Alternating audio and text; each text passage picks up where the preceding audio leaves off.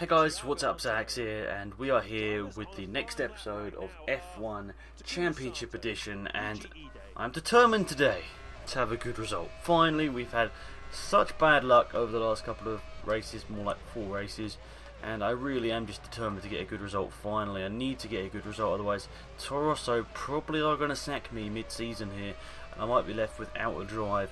And it's a lot more realistic than F1 2013 in that aspect, where you can just get dropped mid-season if you're not performing, which I think is great. And I'm really hoping they think about, looking at some of these classic ideas for 2014.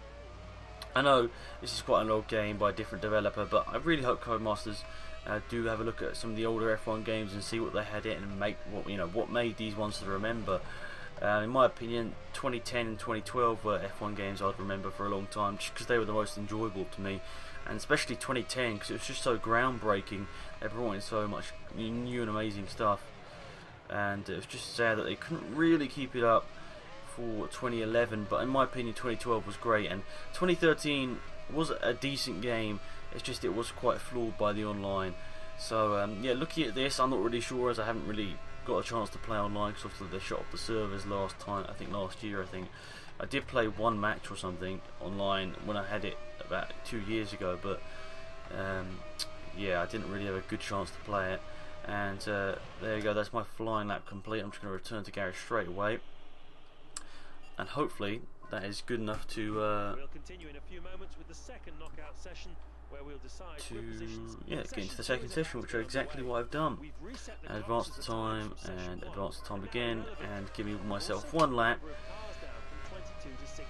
Yeah, 16 cars now, and try and get a time that's below Barrichello's current one of 15.994. It might be quite tricky actually, because I think my other time wasn't that good, but who knows? The difference between the fastest time and the 10th fastest time at the moment is only 0.8 of a second there, so I should actually have a decent chance of maybe getting up there amongst those guys, especially on my second lap time. That was my first time driving Canada in this game. I don't think I ever drove it before when I last had the game, so yeah, definitely going to get into the feeling of Canada. One of my favourite tracks on the Canada calendar. Yeah, it's kind of confusing, and I've got a validated lap time there, which is a bit annoying.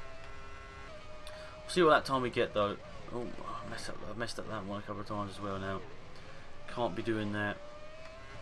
I mean, as I go wide, it does mean that I can get extra speed onto the straight, but my straight line speed's pretty bad, so yeah.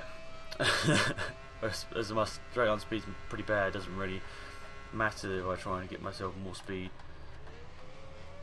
Let's just see what lap time this is as we come up to the line. It's looking pretty decent. I reckon if we get this lap time in here, it might be good enough to get through.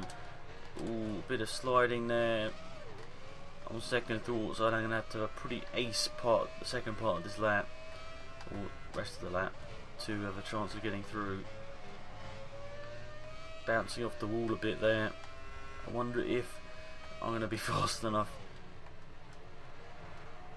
Nearly a second down there. I'm going to have to really pull that time back, but not sure whether I can.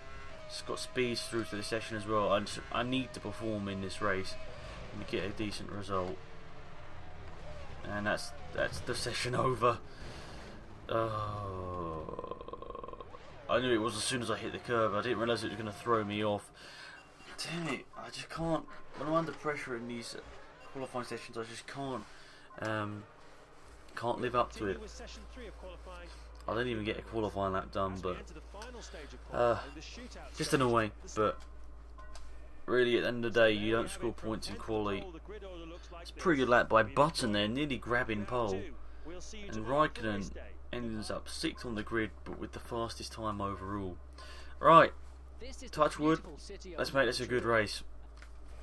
I don't even that's the right saying, but you got the 4 Red Bull sponsor cars in a row. You got Coulthard, Clean, Speed, and myself. And there's tension, and lights out, and away we go. Now to try and get some positions off the start. Everyone seems pretty slow here. Now to try and just knock off the front wing or front wheel into here. And now Fisichella and Schumacher two of the guys at the top of the championship are squabbling around near the back end of the points, and I have lost another front wheel. I can't believe this keeps happening. I think honestly that damage on this game is a little bit unrealistic. Honestly don't know how this keeps happening. I keep trying my best to just have a clean race and it just doesn't keep happening. It's really frustrating, guys, and I'm sorry if this series isn't going entirely my way. This is so frustrating. I really just want to have fun races, but I just can't seem to get a break. Every time I try and go for manoeuvres, it just seems to be me ending up in a wall without a front wheel. So I promise you guys that I will get a decent result in soon, but you see that's the rejected offer from Toyota, but official warning.